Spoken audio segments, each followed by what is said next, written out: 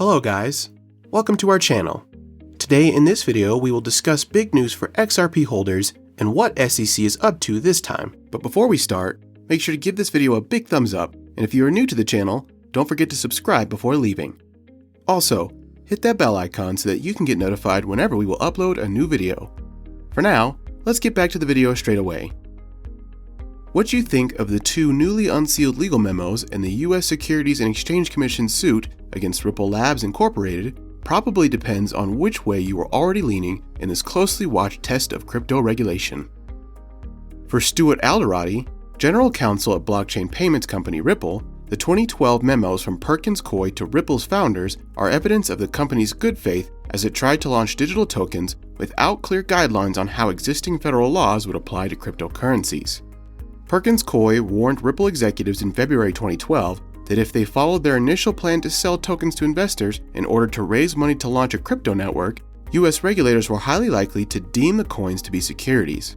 But when Ripple went back to Perkins Coie with the revised launch plan in October 2012, the law firm said in a second memo that it believed that there was a compelling argument that the contemplated tokens would not be subject to federal securities law. Though Perkins Coie told Ripple there was still some risk, albeit small, that the SEC would consider its crypto tokens to be securities given the lack of applicable case law. Ripple could minimize the risk, Perkins Coie said, by scrupulously avoiding promotion of its coins as an investment, and by seeking a letter from the SEC confirming that the government would not treat the coins as securities. Alderoty told that Ripple sought Perkins Coie's advice because of a firm commitment to get things right, to be on the right side of the law, and to act responsibly. The blockchain company didn't just ask about securities laws either, Alderoty said, but requested advice on complying with a range of banking, anti-money laundering, and tax laws. In the Ripple's GC's view, the SEC should have looked at the Perkins Coie memos and held his company up as an example of proactive compliance. Instead, the SEC sued Ripple and two Ripple executives in December 2020 for selling more than $1.3 billion in unregistered XRP between 2013 and 2020. The agency has liberally cited the Perkins Coie memos as proof that Ripple knew full well that the government might deem its sale of the digital tokens, now known as XRP, to be an unregistered securities offering, but carried out those sales despite the risk. Ripple initially opposed the unsealing of the Perkins Coie memos. Earlier this month, U.S. District Judge Annalisa Torres of Manhattan ordered the documents to be released publicly because they feature prominently in briefs from both sides. Alderoty now contends that the unsealed documents demonstrate why the company was confident that XRP were not securities when the coins began to trade. The SEC declined to comment on the unsealed memos and on Alderoty's criticism. Perkins Coie partner Dax Hansen, who signed both 2012 memos to Ripple, did not immediately respond to my query. The Ripple co-founder and chair Christian Larson is also a defendant in the SEC case. His lawyer, Martin Flunebaum, of Paul, Weiss, Rickfend, Wharton, and Garrison, said the unsealing of the Perkins Coie memos shows the SEC's distorted characterization of the advice Ripple received. Larson is accused of recklessly disregarding Ripple's allegedly illegal sale of XRP. Getting a legal opinion is the opposite of reckless conduct, Larson's lawyer said. The government's unredacted briefs, including its opposition to Larson's motion to dismiss and the SEC's motion to strike Ripple's affirmative fair notice defense, contend that the Perkins Coie memos confirm that Ripple and Larson were forewarned that the government would view XRP as a security, and if the company veered from the narrow path laid out in the memos. Perkins Coie signaled the pitfalls, the SEC argued, but Ripple and Larson fell into them anyway. For one thing, the SEC said, the company disregarded the suggestion in the October 2012 memo that Ripple request a no-action letter from the SEC to provide further comfort that XRP are not securities under the federal securities laws. Ripple did not request such a letter. Larson pointed out in his reply to the SEC that Perkins Coie was equivocal about the strategy because the SEC could stall or refuse the request. The SEC also argued that Ripple and Larson disregarded the premise of the October 2012 memo, which assumed that the company would not sell XRP to consumers. Perkins Coie warned in its first memo that the SEC would likely deem the tokens to be securities if Ripple sold them to investors. The second memo reflected Ripple's revised plan not to sell XRP directly to consumers.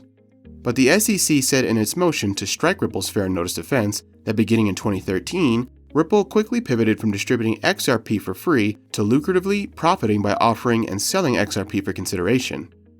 According to the SEC, Ripple's main business from 2013 to 2020 was selling XRP, even though the Perkins Coie memos had warned of the consequences of such sales. Ripple and Larsen, of course, dispute the SEC's characterization of their XRP sales, as well as the government's characterization of the advice in the Perkins Coie memos. At best, Ripple said in its response to the SEC's motion to strike, the memos show the unsettled state of the law governing digital assets. They do not establish as a matter of undisputed fact that Ripple had constitutionally adequate notice that the SEC would view XRP as a security, Ripple said. It's a good bet that Torres, the judge handling the case, ordered the Perkins Coie memos to be unsealed earlier this month because she plans to cite the memos in her rulings on Larsen's dismissal motion and the SEC's motion to strike Ripple's affirmative defense. In the end, her take on the memos will be the only one that counts. Price prediction for 2022. The future feels uncertain for Ripple. Yet, some experts believe that XRP will reach a $10 or more value, while others believe that its value could be much higher. Whatever the case may be, it seems likely that XRP will continue to rise in its value as its popularity and use cases continue to grow. However, XRP has always been one of the more polarizing cryptocurrencies in the market today, precisely because of how the SEC deems its developers as criminals in finance. Those who know the tech behind Ripple remain unfazed no matter how much the SEC or any regulatory department harasses Ripple. But those still new to the world of cryptocurrency, they will have doubts. After all, why settle for XRP when there are other DeFi tokens out there like the ever-growing Polkadot or the fan-favorite Cardano? Yet, if you consider XRP as a solid pick that may rake in unspeakable profits for you in the future, then you may have some good cards up in Ripple's sleeves. Will XRP reach $10? The biggest question that comes to everyone's mind in Ripple is if it is worth becoming a $10 per token. This all depends on how Bitcoin's movements pan out, as well as the SEC slowly letting go of Ripple. Given that departments will see Ripple as a legitimate technology that will benefit everyone, including billion-dollar corporations and banks, without manipulating the old system, the price of XRP will certainly spike up. While it may be less than $1 today, the future does seem bright for the altcoin. However, if the SEC proves that Ripple is a dirty technology, it will have a significant loss in its price. Additionally, this kind of result may affect cryptocurrency as a whole, especially if the masses will agree with the SEC that crypto is nothing more than just a fad with made-up words just to make everything sound legitimate. Yet, as more companies support the blockchain, there is still hope for XRP. After all, XRP is one of the most popular altcoins to date. Moreover, with its ever-growing technology despite all the controversies, as well as transfer fees and the transaction speeds proving faster and more efficient than the likes of Bitcoin's performance or Ethereum's statistics, Ripple may soon return to its throne as the number 3 coin based on market cap. That's it for today, guys. We will see you next time. Until then.